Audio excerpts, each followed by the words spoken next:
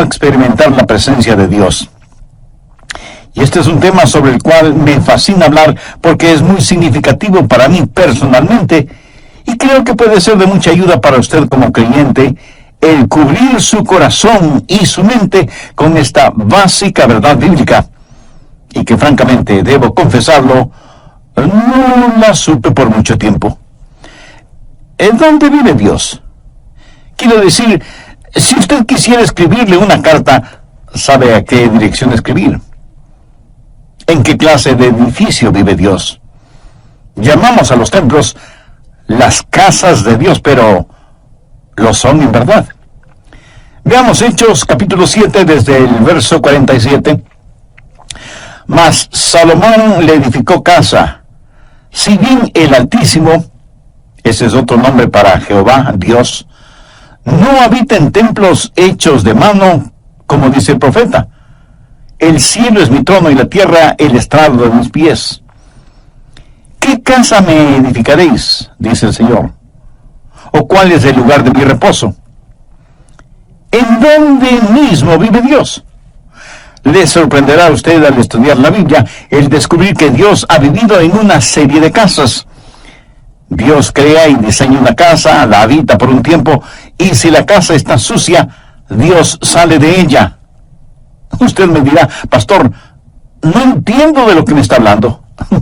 Bueno, usted va a aprender un principio en este mensaje.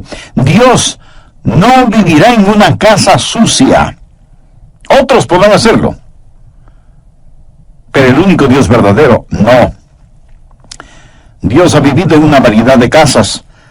La primera casa de Dios fue un hombre, y su nombre fue Adán. Adán fue una casa, y Dios vivió en Adán. En Génesis 2:7, la Biblia dice, entonces Jehová Dios formó al hombre del polvo de la tierra, y sopló en su nariz aliento de vida, y fue el hombre un ser viviente. Ahí tiene usted la primera casa diseñada por Dios. En el transcurso de este mensaje haré énfasis en 4 palabras: diseño, deshonra, desolación y destrucción. Y grabe bien esto en su mente. Y si usted descubre verdades en este estudio bíblico, será increíblemente bendecido y recibirá sobreabundante ayuda para su vida. Así que Adán fue una casa diseñada. Dios diseñó a Adán. Y Adán fue una casa de 3 cuartos. El cuarto exterior se llamó cuerpo, el cuarto interior su alma, y el tercer cuarto su espíritu. Dios formó a Adán del polvo de la tierra, y eso es su cuerpo. Y Dios le dio vida física. Dios sopló en su nariz el aliento de vida, y ese es su espíritu. La palabra soplar y la palabra espíritu son las mismas palabras, el espíritu de vida. Adán vino a ser una criatura espiritual. La Biblia dice, y fue el hombre un ser viviente. Ahí están las 3 partes en la naturaleza de Adán y las 3 partes de su naturaleza. Todos los seres humanos somos cuerpo, alma y espíritu. Esa es la razón por la que Pablo dice en 1 Tesalonicenses 5, 23 y 24, y el mismo Dios de paz os santifique por completo, y todo vuestro ser, espíritu, alma y cuerpo, sea guardado irreprensible para la venida de nuestro Señor Jesucristo. Fiel es el que os llama, el cual también lo hará. Pablo les está diciendo que oraba a Dios para que el cuerpo, alma y espíritu de ellos fuera guardado sin mancha. Dios hizo de Adán una casa, no una casa para Adán. Adán era la casa para que viva Dios. Déjeme le explico esto. El cuerpo de Adán fue lo que podríamos llamar el hombre exterior.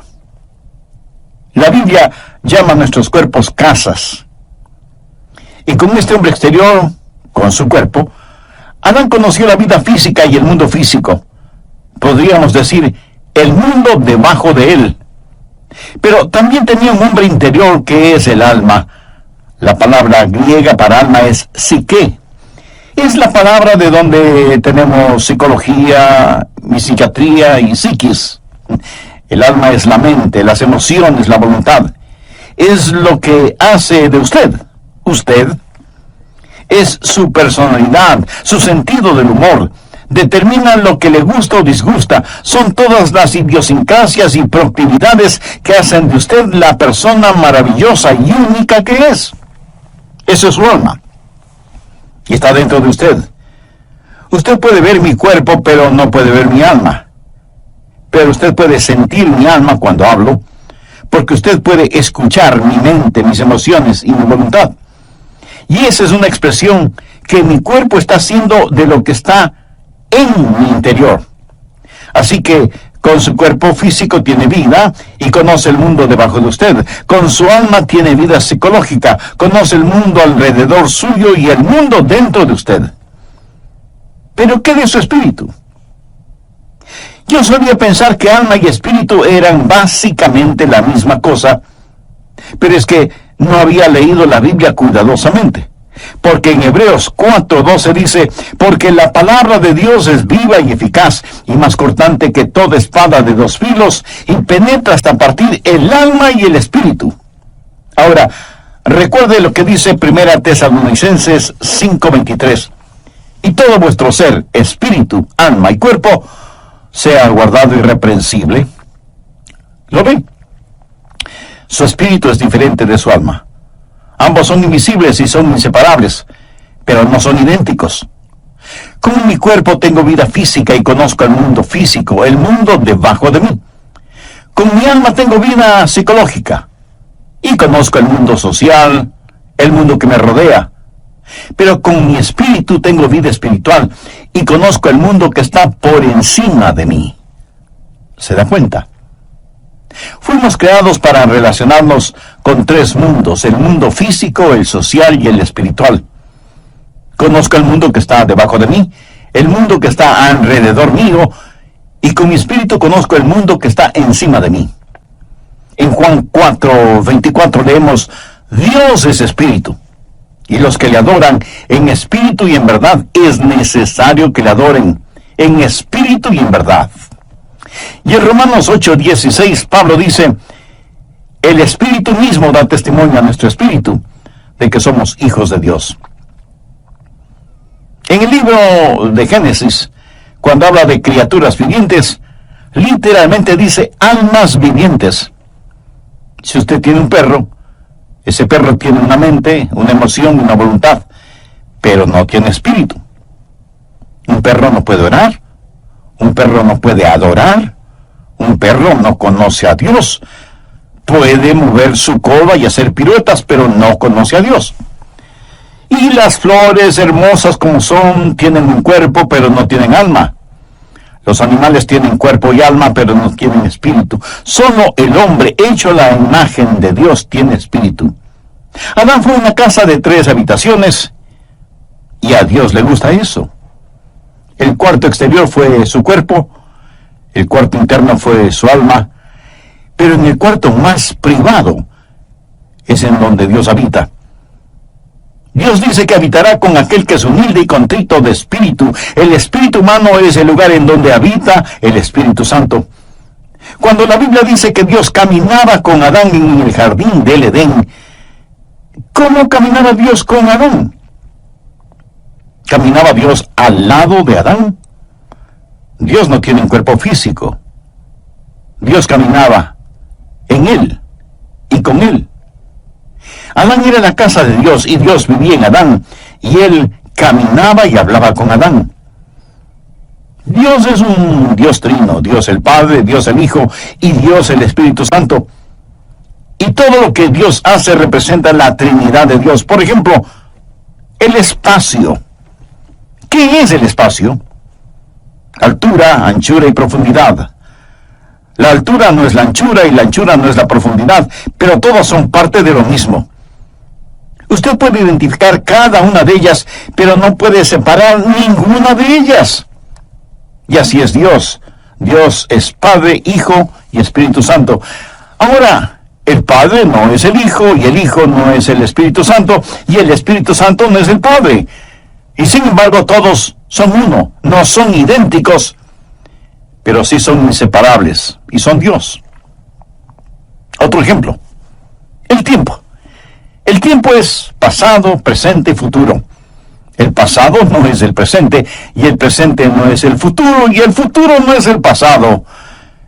Y aunque el tiempo es uno, cada una de sus partes es fácilmente identificable. Cada cosa que Dios ha hecho refleja la Trinidad de Dios, espacio y tiempo y hombre. Usted fue creado para hacer una casa en la cual Dios viva. Adán fue la primera casa de Dios, la casa primordial, la casa diseñada por Dios mismo. Pero esa casa diseñada se volvió una casa deshonrada. Dios le dio a Adán una advertencia, no una amenaza, sino una advertencia. Dios le dijo a Adán: hay un árbol en el jardín del Edén, el fruto del cual no debes comer, porque el día que llegues a comerlo, de seguro morirás. Y todos sabemos, Adán desobedeció y comió del fruto de ese árbol. Génesis 3:6 nos dice que Eva tomó del fruto y lo comió, y dio también a su marido, y él lo comió. Y por tanto, el pecado entró en esa casa. El pecado manchó y ensució la casa. Y la casa que fue diseñada por Dios se volvió en una casa deshonrada por el hombre. Dios les advirtió que no lo hicieran, pero ellos lo hicieron de todas maneras. Y el pecado entró y manchó la casa en la cual Dios estaba viviendo. Pero algo más sucedió. La casa diseñada, que fue casa deshonrada, se volvió en una casa desolada. ¿Qué pasó cuando Adán pecó? Dios sencillamente salió de esa casa, porque Dios no puede vivir en una casa sucia. Dios le había advertido a Adán: el día que comas del fruto prohibido, de seguro morirás. ¿Alguna vez se ha preguntado qué es la muerte? La muerte no es la separación del alma y del cuerpo. Si yo tuviera un masivo ataque al corazón ahora mismo, y vinieran los doctores y me examinaran tratando de encontrar mis signos vitales y finalmente diagnostican: está muerto, estarían diciendo una mentira, porque yo no puedo morir. Porque Jesús dijo: el que cree en mí, aunque esté muerto, vivirá. Y yo creo en Jesús. Yo no puedo morir. Usted está escuchando a un hombre que jamás morirá. Todo lo que haré será simplemente cambiarme de casa. Mi verdadero yo se irá al cielo. Pablo lo dijo claramente: ausentes del cuerpo y presentes en el Señor. La muerte no es la separación del alma y del cuerpo. La muerte es la separación de nuestro espíritu de Dios. ¿Lo comprende? Eso es la muerte. Dios le dijo a Adán que el día que comiera del fruto prohibido moriría. Bueno, si usted lee cuidadosamente su Biblia, sabrá que Adán vivió más de 900 años. Sin embargo, Dios le dijo: ese día morirás. Es obvio que Adán no murió físicamente. Adán murió espiritualmente. Y cuando él murió físicamente, 900 años más tarde, su muerte espiritual lo alcanzó y murió físicamente. Déjeme decirle cómo murió Adán, y quiero que lo recuerde porque es muy importante. Adán murió inmediatamente en su espíritu, progresivamente en su alma y finalmente en su cuerpo. Lo que literalmente Dios le dijo a Adán fue: muriendo, morirás. Esto habla de un proceso. Adán murió inmediatamente en su espíritu, progresivamente en su alma y finalmente en su cuerpo. Tenemos un ramo de flores recién cortadas y decimos: no son hermosas, son naturales. Mi amigo, no son naturales. Son flores muertas. Desde el instante en que las cortó, dejaron de ser naturales, porque han sido separadas de su fuente de vida. En la Navidad usted dice: vamos a tener un árbol natural. Y va y compra un árbol que ha sido cortado. Perdóneme, pero ese árbol no es un árbol natural.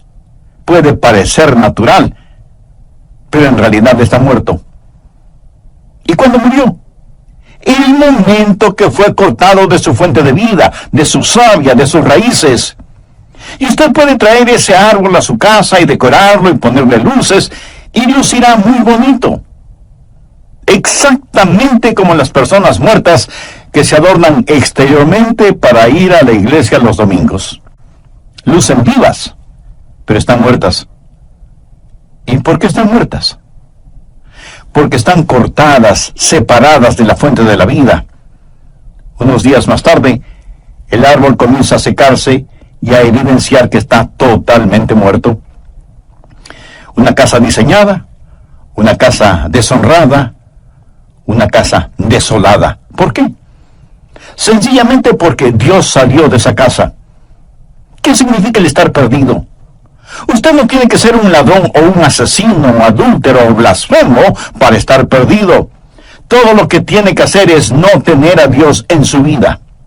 En Juan 1:4 leemos, en él estaba la vida, y la vida era la luz de los hombres. Así que cuando el Señor salió de su casa, la vida salió con él, y cuando la vida salió, la luz se disipó. ¿Dónde habitaba Dios en Adán? Dios habitaba en el espíritu de Adán. Ahora, cuando Dios salió del espíritu de Adán, ¿qué sucedió? ¿Quién era el siguiente en la línea de mando? El alma. ¿Y qué es el alma? La mente, las emociones y la voluntad. Adán dejó de ser un hombre espiritual y ahora lo que le motiva no es el Espíritu de Dios. Ya no es guiado por el Espíritu de Dios, está guiado por su mente, sus emociones y su voluntad. Y déjeme decirle que la mayoría de los seres humanos opera bajo ese principio: mente, emociones y voluntad. Sus mentes dicen, creo que debo hacer esto. Sus emociones dicen, siento como que quiero hacer esto. Y su voluntad dice, haré esto. Esa es la manera en que se opera. No son guiados por el Espíritu de Dios. Romanos 8:14 dice, porque todos los que son guiados por el Espíritu de Dios, estos son hijos de Dios. Amiga, amigo, ¿está usted actualmente experimentando la presencia de Dios en su vida? ¿No? ¿Y por qué no? ¿No le gustaría ser la casa en la cual Dios vive? Entonces debe hacer una decisión espiritual ahora mismo. Y la puede hacer mediante una sencilla oración. Querido Dios, deseo tener el privilegio de ser tu casa. Sé que no estoy limpio como para pedirte esto, porque mis pecados me han ensuciado y me han manchado. Perdóname y ayúdame. Señor Jesús, tú derramaste tu preciosa sangre en el Calvario para salvarme y limpiarme. Y este momento te recibo con toda fe, como mi Salvador y mi Señor. Haz de mi vida tu casa. Límpiala con tu presencia y santifícala con tu Espíritu Santo. Lo pido en tu presencia. Experimentar la presencia de Dios. Recuerde que estamos estudiando acerca de una casa diseñada, deshonrada, desolada y destruida. Adán fue la casa que Dios construyó en primer lugar, y porque Adán la manchó con el pecado, Dios tuvo que salirse de ella. Entonces Dios construyó otra casa, el templo o tabernáculo. Esas fueron diferentes formas de la misma clase de estructura. Y Salomón construyó un magnífico templo, que fue también una casa de 3 habitaciones. Si usted no toma en cuenta todos los adornos y decoraciones, el tabernáculo y el templo estaban constituidos básicamente por 3 habitaciones: el patio exterior, el patio interior y el lugar santísimo. El patio exterior, que era el lugar de los sacrificios, donde estaba el altar de bronce, representa su cuerpo, el hombre exterior, porque debemos presentar nuestros cuerpos como sacrificios vivos. La siguiente habitación, el patio interior, representa su alma, porque es donde la gente se encuentra y tiene compañerismo, y se conocen unos con otros y adoran a Dios. Pero había una tercera habitación, conocida como el lugar santísimo. ¿Y qué había en ese lugar santísimo? La Shekinah, la gloria del Señor. Dios habitaba ahí entre los querubines que cubrían el propiciatorio en el arca, y la gloria de Dios inundaba ese cuarto. Dios estaba allí, en el lugar santísimo. El patio exterior el patio interior y el lugar santísimo. Esta también fue una casa diseñada por Dios. Dios le dijo a Salomón cuando construyó el templo: «Constrúyelo de acuerdo al diseño que te he dado». No es que ellos simplemente lo pensaron. Dios fue el arquitecto de ese edificio. Dios lo diseñó para que tenga 3 habitaciones, porque todo lo que Dios hace refleja a la Trinidad. Pero no solo fue una casa diseñada, sino también una casa deshonrada. Recuerda lo que Jesús dijo cuando estuvo en el templo y vio a los mercaderes y cambiadores de monedas allí. Recuerda cómo él, movido con ira santa, actuó.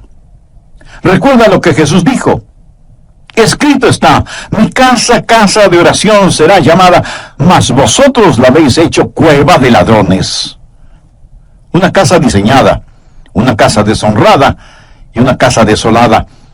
Porque Dios no vive en una casa sucia.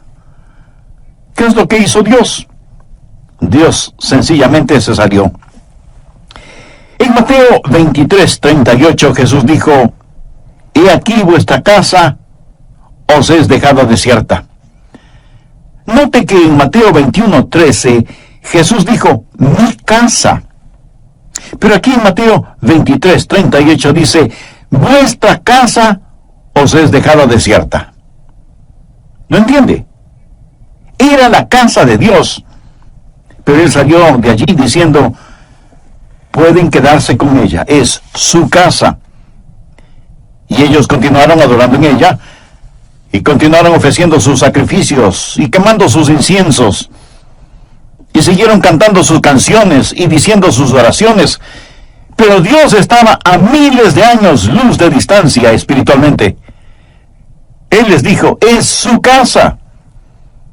Y ellos continuaron siendo religiosos en ella. Una casa diseñada, una casa deshonrada, una casa desolada y, por último, una casa destruida.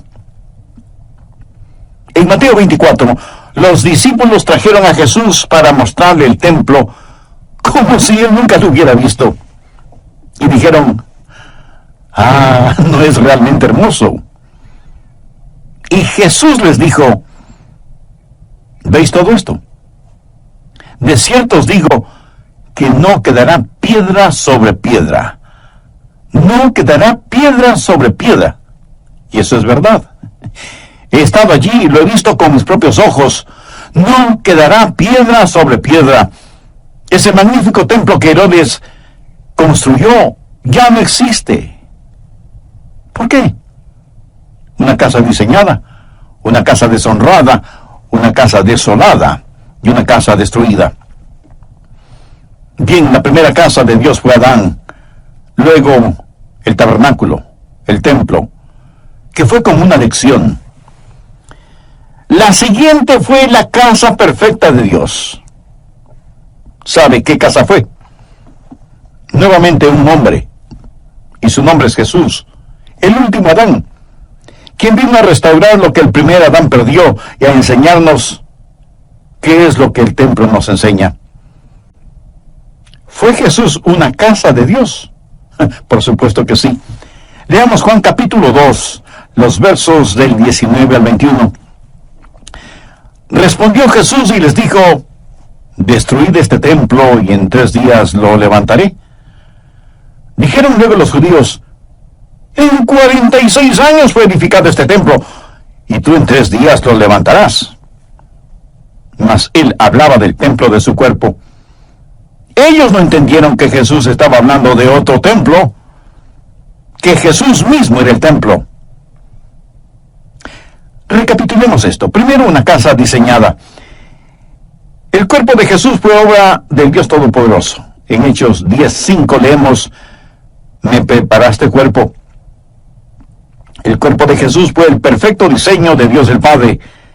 Esa es la razón del nacimiento original, concebido en el vientre de María. Él vino como vino, nacido de una virgen, para hacer lo que fue, sin pecado, para hacer lo que hizo, morir por nuestros pecados.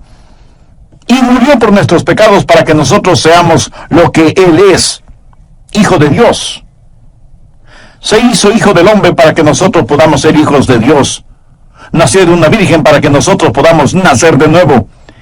Él vino a la tierra para que nosotros podamos ir al cielo. Jesús fue una casa diseñada. Segundo, una casa deshonrada. Usted dirá, oh no, pastor, no esa casa. Busque Isaías 53:6. Todos nosotros nos descarriamos como ovejas, cada cual se apartó por su camino, mas Jehová cargó en él el pecado de todos nosotros. Escuche, mi pecado, su pecado, nuestros pecados fueron puestos sobre el Señor Jesucristo. Nuestros pecados mancharon y ensuciaron esa casa. Busque 1 de Pedro 2:24, quien llevó él mismo nuestros pecados en su cuerpo. Nuestros pecados con toda su vileza fueron puestos sobre el Señor Jesucristo. Y esa es una buena razón para que usted ame al Señor Jesús. No hay nada que me conmueva más que Getsemaní. Y cuando pienso en Getsemaní, mis ojos se llenan de lágrimas al recordar la oración de Jesús. Padre mío, si es posible, pase de mí esta copa. Ahora, ¿qué había en esa copa? Todos los pecados de todos los tiempos de toda la humanidad. Ahora, no piense en todas las naciones del mundo, piense en su propio país, en su propia ciudad, en su pueblito o en su aldea. Y piense solo en el pecado de la mentira en un solo día. Piense en las blasfemias que se dicen en un solo día y las perversiones sexuales que ocurren en un solo día. Multiplique eso por todas las naciones, pueblos y aldeas que hay en todo el mundo durante todas las épocas. Destílelo hasta lo sumo. Póngalo en una copa y désela a beber al Hijo de Dios. Él se volvió pecado por nosotros. Y cuando Él se volvió pecado, Dios el Padre tuvo que tratarlo como trataría a cualquier pecador bajo juicio. El apóstol Pablo dice en Romanos 8:32, el que no escatimó ni a su propio Hijo, sino que lo entregó por todos nosotros. Jesús no solo llevó nuestros pecados, pero Él, el Hijo de Dios, fue el objeto del aborrecimiento del Padre. Tercero, una casa desolada. Cuando Jesús estuvo clavado en la cruz y cuando los negros dedos de la oscuridad cubrieron el monte Calvario, cuando la tierra tembló y se estremeció, y Jesús soportó todo el peso de nuestros pecados, y Él clamó, Dios mío, ¿por qué me has desamparado? Le diré por qué el Padre le desamparó. Dios no puede vivir en una casa sucia. Él abandonó esa casa que quedó desolada. Y Jesús murió solo. Solo. Amigo, comprende el impacto de esto. Jesús no contó con el consuelo de su Padre. Jesús murió solo. Cuando David caminó por el valle de sombra de muerte, él pudo decir, no temeré mal alguno porque tú estarás conmigo. Jesús no pudo decir ni siquiera eso. Estuvo olvidado de Dios y de los hombres, suspendido entre el cielo y la tierra, una casa diseñada, una casa deshonrada, una casa desolada. Cuarto, una casa destruida. Jesús supo lo que le iba a pasar. Esa es la razón por la que dijo en Juan 2:19, destruid este templo, y en 3 días lo levantaré. Sabía que iba a ser destruido, porque sabía cómo Dios su Padre trabaja. Bien, la casa primaria de Dios fue Adán, la segunda casa diseñada por Dios fue el templo, y la tercera y perfecta casa fue el Señor Jesucristo. Pero sabía que Dios tiene otras casas. Sabía que Dios dejó de cambiarse de casa. Déjeme decirle cuál es la casa permanente de Dios. Si usted es un genuino hijo de Dios, mírese a usted mismo. Mire a los otros hijos e hijas de Dios. ¿Qué es lo que dice 1 Corintios 3:16? ¿No sabéis que sois templo de Dios y que el Espíritu de Dios mora en vosotros? Y más adelante en 1 Corintios 6:19 y 20 leemos: ¿O ignoráis que vuestro cuerpo es templo del Espíritu Santo, el cual está en vosotros, el cual tenéis de Dios, y que no sois vuestros? Porque habéis sido comprados por precio. Glorificad pues a Dios en vuestro cuerpo y en vuestro espíritu, los cuales son de Dios. Dios vino a vivir en nosotros este templo. Jesús dijo: y yo rogaré al Padre y os dará otro Consolador, para que esté con vosotros para siempre. Dios ha dejado de cambiarse de casa. Tal vez usted me diga: pastor, no entiendo eso.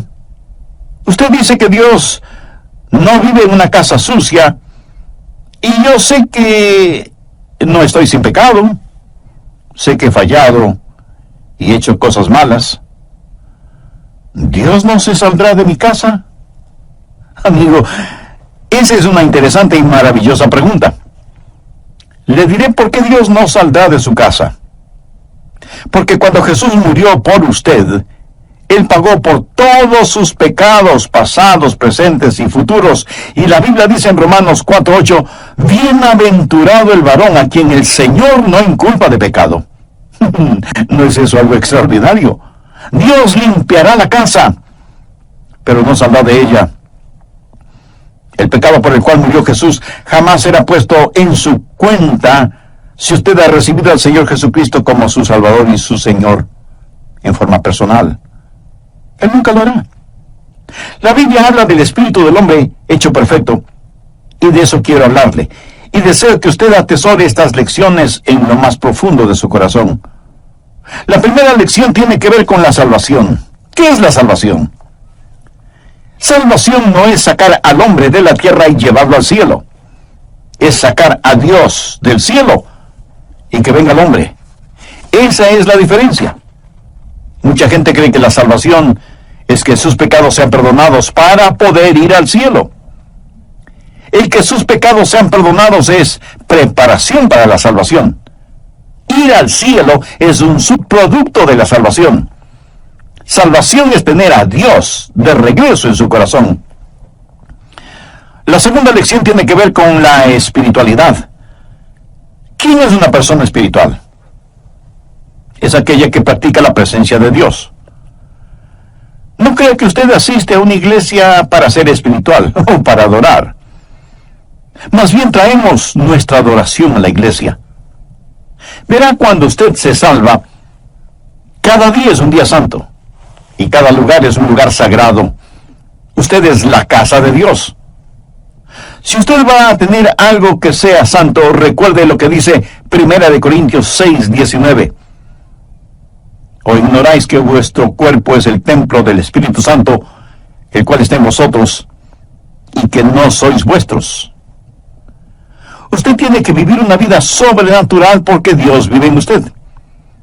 Y un cristiano salvado es naturalmente sobrenatural y sobrenaturalmente natural. Me agrada la gente que es sobrenaturalmente natural. Me gusta la gente que es la misma en el cuarto de un hotel o en el culto de adoración. Usted no va a la iglesia únicamente a actuar en forma religiosa. ¿Sabe cómo Jesús llama a los actores? Hipócritas. Escúcheme. Si usted es ya salvo, Dios vive en usted. Y cada día es un día santo y cada lugar es un lugar sagrado. Y todo lo que haga debe hacerlo como para la gloria de Dios. Practique la presencia de Dios. La tercera lección tiene que ver con la seguridad. Gracias a Dios, Él dejó de cambiarse de casa. En Juan 14:16, el Señor Jesús nos dejó una firme y segura promesa. Y yo rogaré al Padre, y os dará otro Consolador para que esté con vosotros para siempre. Dios salió de la casa que fue Adán. Dios no va a salir de mi casa. ¿Cuál es la diferencia? Yo tengo algo que Adán no tuvo, a menos que se haya salvado. En el jardín del Edén, Adán fue inocente. Pero yo soy justo, no mi propia justicia. sino la justicia de Dios impartida. ¿Cuál es la diferencia entre inocencia y justicia? Bueno, inocencia es lo que la palabra implica, nunca pecado. Pero la justicia es el regalo de Dios. Es el compartir la naturaleza santa de Dios. Y la cuarta lección tiene que ver con el servicio. ¿Qué es el servicio a Dios? Bueno, servicio a Dios no es hacer algo por Dios, es más bien dejar que Dios haga algo a través suyo. Y si usted piensa que estoy jugando con las palabras, no lo estoy haciendo. Dios vive en usted. Y Dios en usted es adecuado para cada demanda que será puesta sobre su vida hoy y por el resto de su existencia. Y la próxima vez que usted necesite amor, no diga, Señor, dame amor. Diga, tu amor, Señor.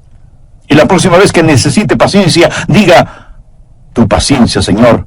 Y la próxima vez que necesite sabiduría, pida tu sabiduría, Señor.